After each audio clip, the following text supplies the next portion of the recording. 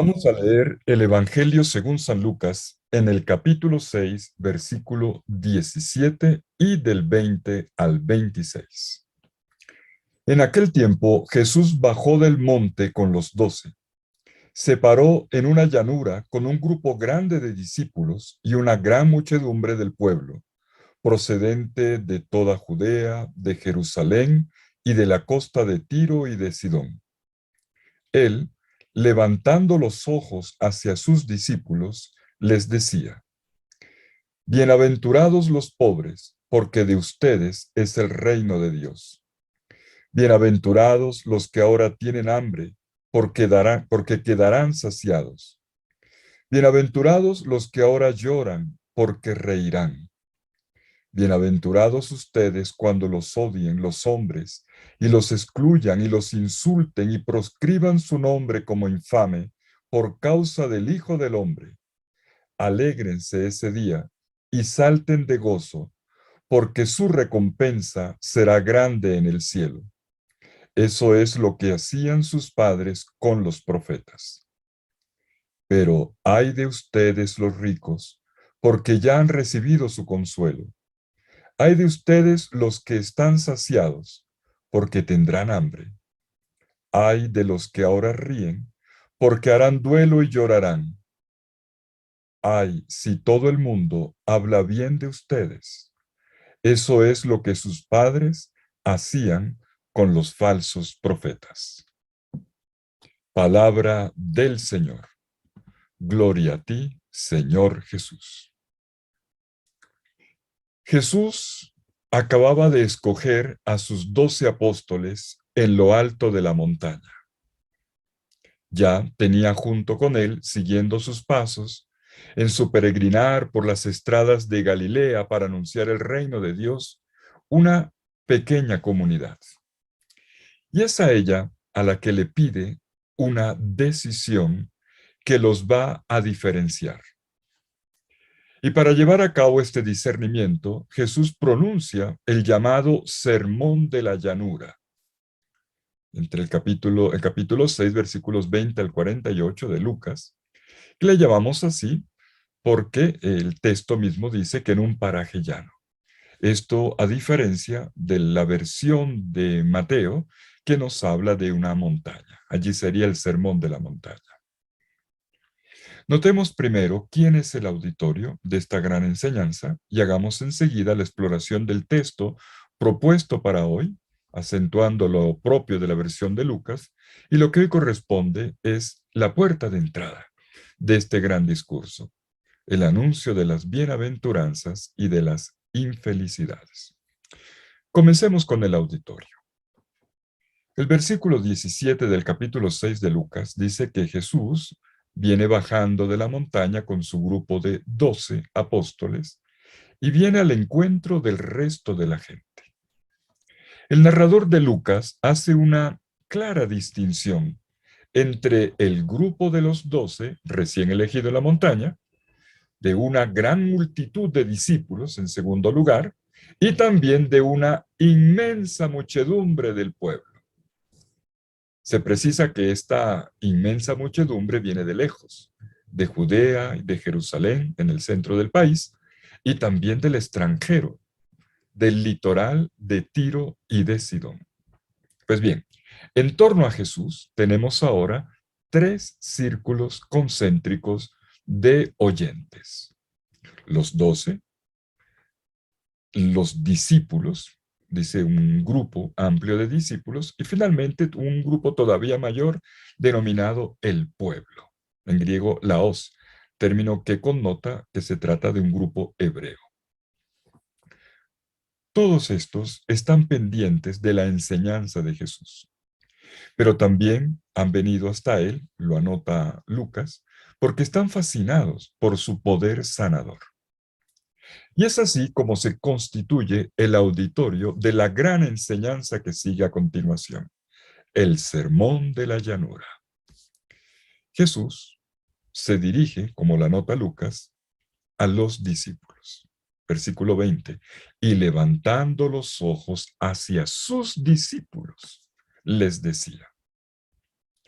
Lo subrayo porque no es la gran multitud la que es la primera destinatario del discurso, sino los que serán constituidos en testigos de Jesús, los discípulos. Entremos ya al texto.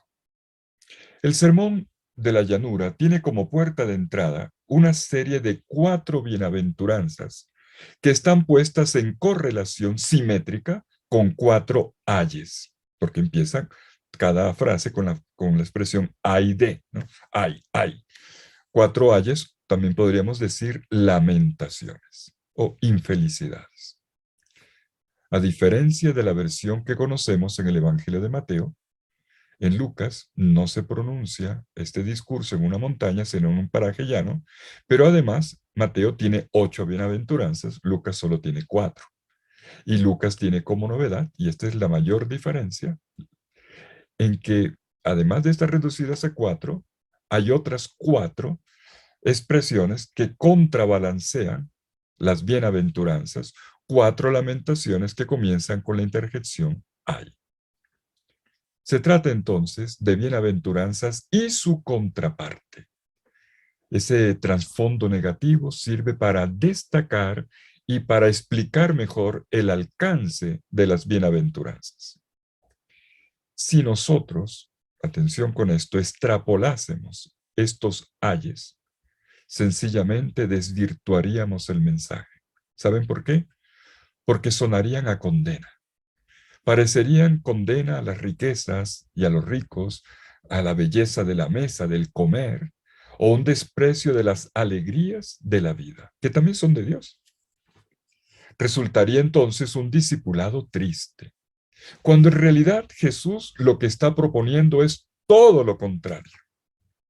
Pero vamos a entrar a fondo en el texto ahora sí. ¿Qué dice Jesús? Vamos por partes. Primero lo positivo, las 4 bienaventuranzas. Jesús repite 4 veces bienaventurados. Makarioi se dice en griego. Una palabra que traduce, a su vez, la expresión hebrea ashrei. Ashrei. En el Antiguo Testamento, sobre todo en la literatura sapiencial, las bienaventuranzas son aquellas indicaciones dadas por Dios para que la persona alcance la felicidad. Son, por tanto, señales o indicadores. El Salmo 1, en el versículo 1, por ejemplo, comienza diciendo, bienaventurado el hombre que no camina junto a los malvados, no sigue la senda de los malvados, ni en la senda de los pecadores. Y sigue. ¿Qué está diciendo el texto? Si se siguen las indicaciones, se será feliz. Pero si se prefiere el otro camino, vendrán los problemas, las desgracias.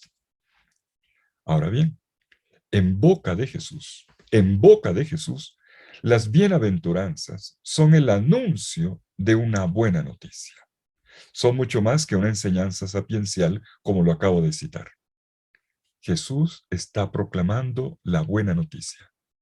Se es feliz porque se abre un porvenir acerca del cual en el presente ya se ha dado un primer paso. Por lo tanto, más que declaraciones, son promesas. Si bien no son promesas de futuro, estas se expresan ahora, ya en el presente. Y nadie quedará decepcionado porque Dios en persona es el garante. Jesús mira de frente a pobres, indigentes, sufrientes y perseguidos. Lucas, el evangelista Lucas, ha optado por un vocabulario más concreto en su narrativa. Los lamentos que vienen a continuación lo van a reforzar. Pobres en contraposición a ricos, hambre en contraposición a saciedad, llorar en contraposición a reír, ser perseguidos y apartados en contraposición a ser felicitados o exaltados. La primera referencia en el anuncio de las bienaventuranzas tiene que ver con los pobres, y esta referencia da la clave de todo. Atención, Jesús no está hablando de la pobreza, sino de los pobres.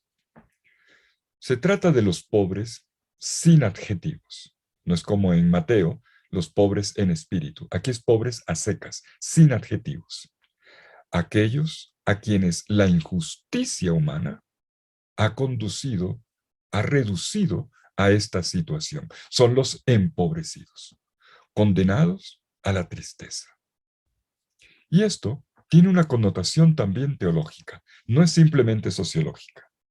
Nos remite a aquel grupo de personas que en el Antiguo Testamento eran llamadas los Anawim, quienes formaban el resto de Israel.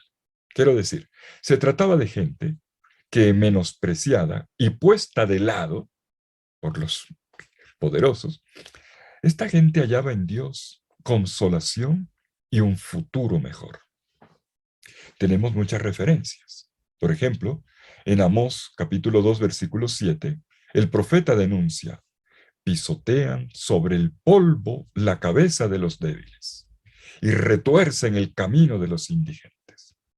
¿Cómo se aprovechan del pobre?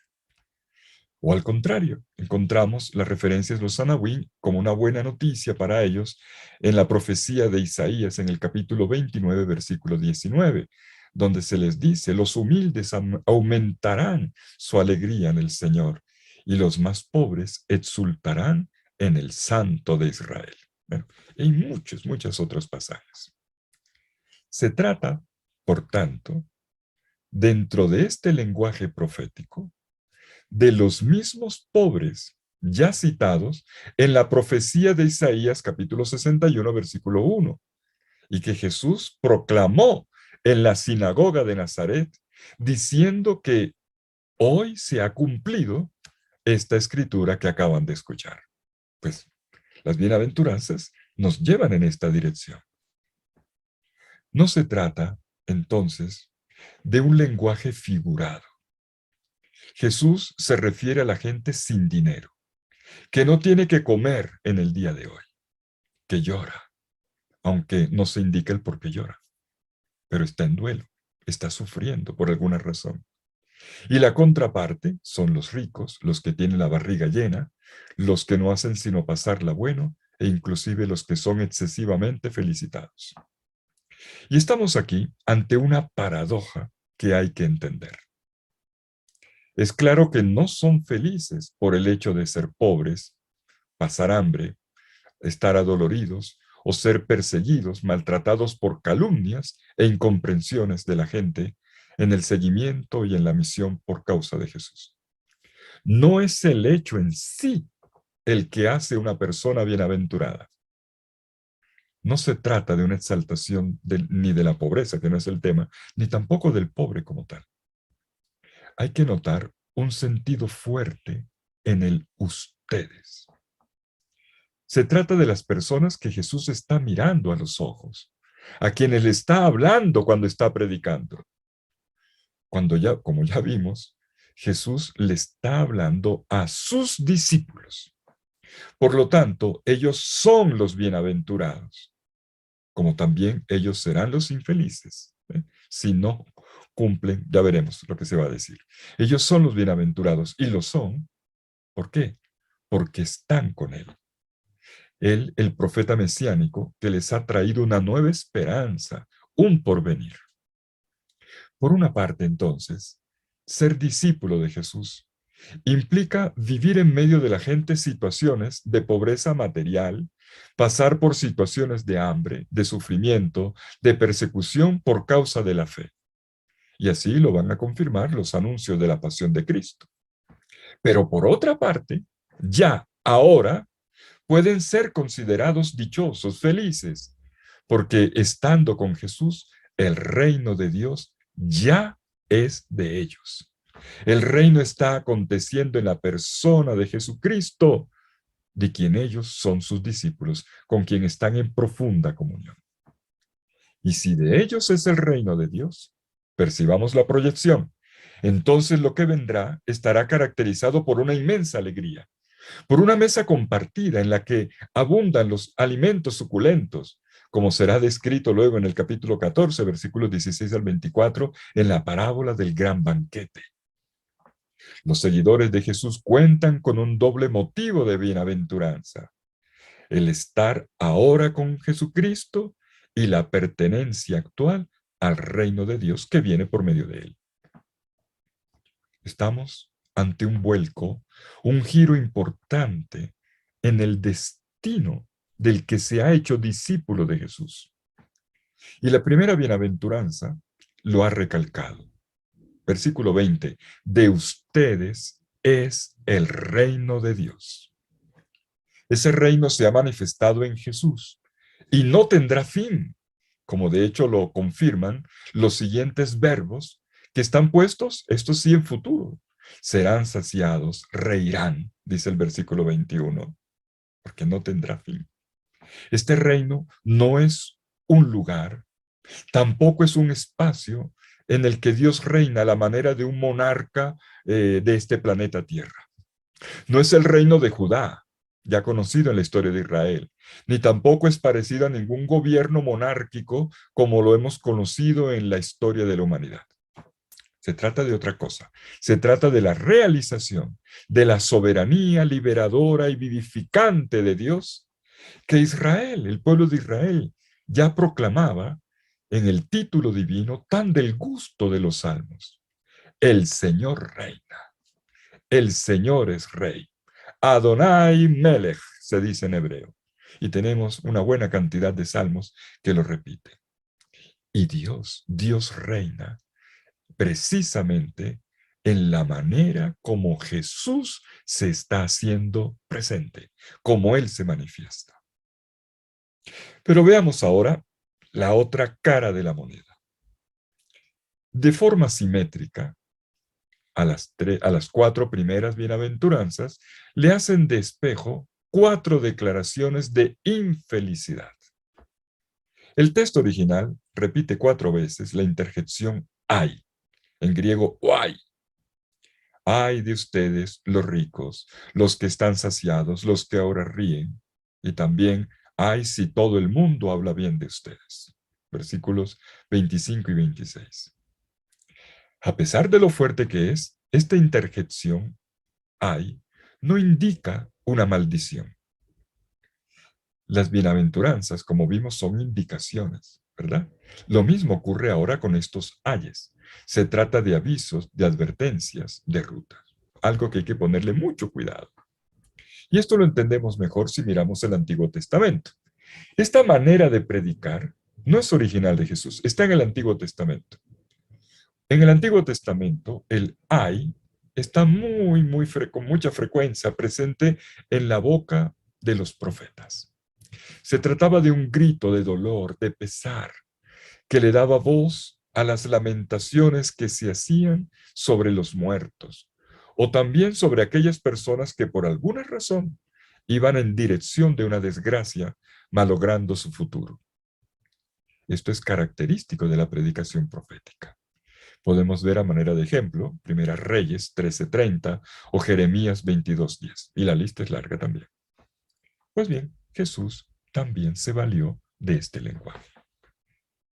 En este pasaje se deja entender que no es la riqueza, ni tampoco la sociedad, la saciedad, ni mucho menos la risa, porque sí, lo que nos hace felices, sino el contraste entre el ustedes, esto es, mis discípulos, y la desmentida que su riqueza y su bienestar pueden denunciar, las cuales demuestran cuándo somos y cuándo no somos de verdad discípulos del Mesías Jesús.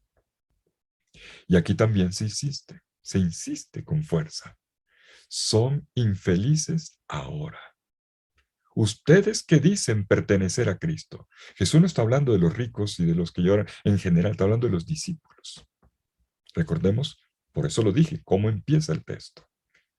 Ustedes son infelices ahora porque dicen pertenecer a Cristo, pero su estilo de vida demuestra que no lo son y que la consolación que ustedes dicen tener se reduce ahora al gozar las riquezas y lo que estas riquezas les pueden permitir, comer bien o encontrar personas con las cuales pueden hacer fiesta.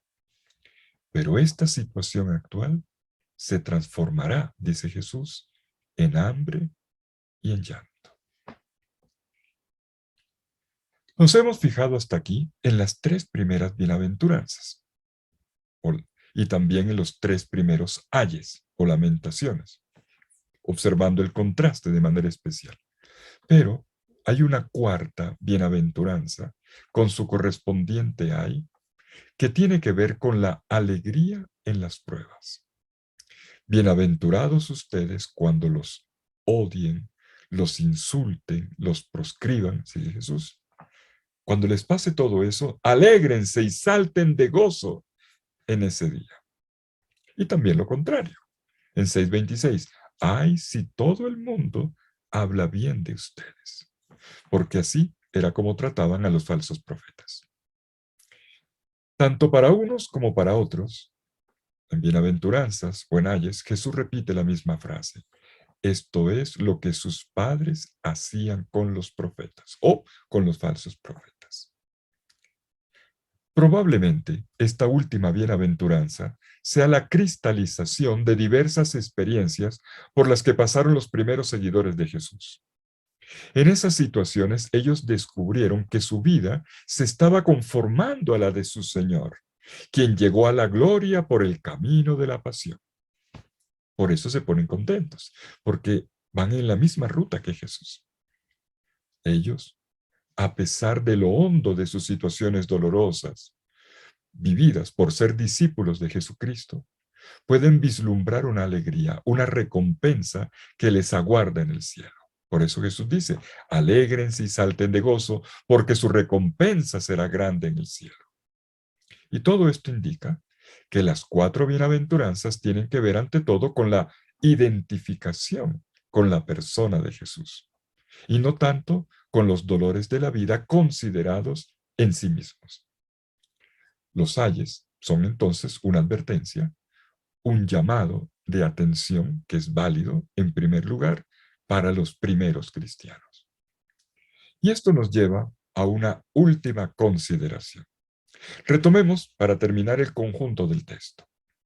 Hemos podido notar en nuestra lectura cómo la construcción del texto está hecha a partir del contraste y de la paradoja. Y también en el énfasis en la palabra ahora. Jesús no ha dicho, sean pobres, no ha dicho eso, sino que se dirige a quien ya lo es. Las bienaventuranzas no bendicen un status quo, llevando a los oyentes, y a mí en primer lugar, a considerar más bien una conversión concreta y real. Esto es lo que se pide. Una conversión, un cambio en la situación que vale tanto para pobres como para ricos. Y esto ya había sido subrayado en la versión que conocemos en Mateo, la cual tiene un sentido, ahí sí, más espiritual, porque ya dice pobres en espíritu. La de Lucas, como vimos, es más concreta y además tiene la mirada puesta en los discípulos. Un detalle sobre la reconstrucción del texto nos puede dar, del contexto más bien, el texto en su contexto nos puede dar una pista final. Fíjense en esto.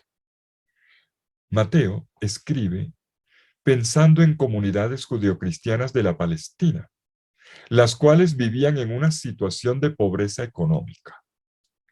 Precisamente es para comunidades como estas, para las cuales Pablo había hecho una colecta entre las comunidades de Asia Menor y Grecia y de Grecia que él había fundado.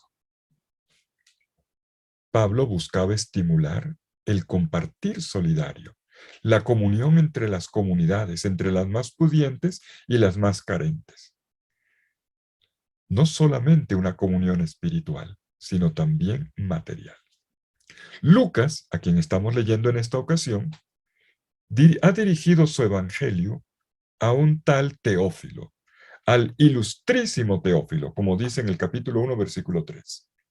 Una persona que ciertamente no vivía en situación de penuria económica.